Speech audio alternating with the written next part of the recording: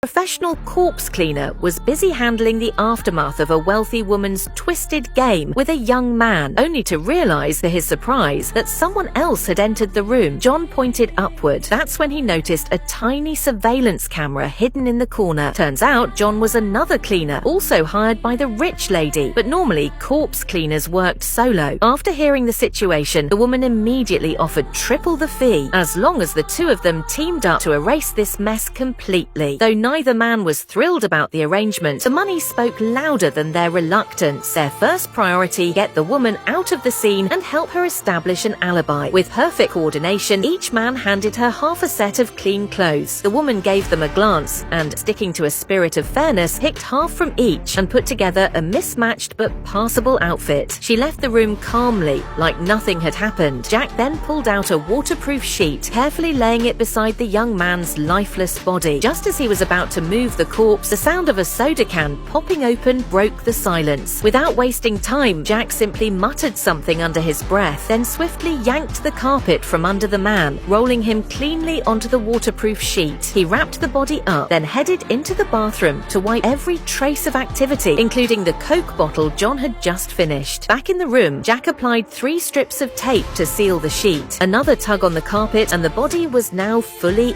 packaged. As for disposal, Jack already had a plan. All he needed was a luggage cart. He wheeled it in, tipped it over the body, then used careful balance to right the cart, with the wrapped corpse now hanging naturally over it. After covering it with a black cloth, Jack was ready to roll out. Disposing the body, that part would be easy. Find a spot and get it done. But just as everything seemed to be going smoothly, John's sharp eye caught something off. Behind a cabinet sat a toy. When he pulled it out, he discovered a hidden backpack. Inside, 4 full bags of illegal contraband. Jack slit open the toy. Inside was a GPS tracker. This changed everything. The man wasn't just a plaything, he was likely a drug mule. If he vanished without a trace, his supplier would definitely come looking. Now, their only option was to finish the cleanup and then return the goods to whoever they belonged to. They placed the corpse and the stuffed toy on the cart, pushed them into the elevator, and headed to the basement parking lot. But they couldn't act recklessly. The garage had its own security system. John walked over to the power box, cracked it open, and snipped the red wire, blinding the security cameras. While the guards investigated the outage, the duo had exactly 5 minutes. Jack grabbed a traffic cone and jammed it into the barrier gate to hold it open. Then, with practiced calm, he drove his car into the underground garage and reversed it until the trunk was perfectly aligned with the elevator. Once the coast was clear, Jack pushed the body to the car, tilted it sideways, and slid it straight in. His precision impressed even John, but then came the disagreement. John believed they should toss the body into the river, along with the tracker, to simulate movement and throw off the traffickers. Jack disagreed. The river was unpredictable. If the body floated up, everything would be exposed. He insisted on burying it deep in the ground, where no one would ever find it. As the argument continued, the car trunk suddenly popped open. The man wasn't dead after all.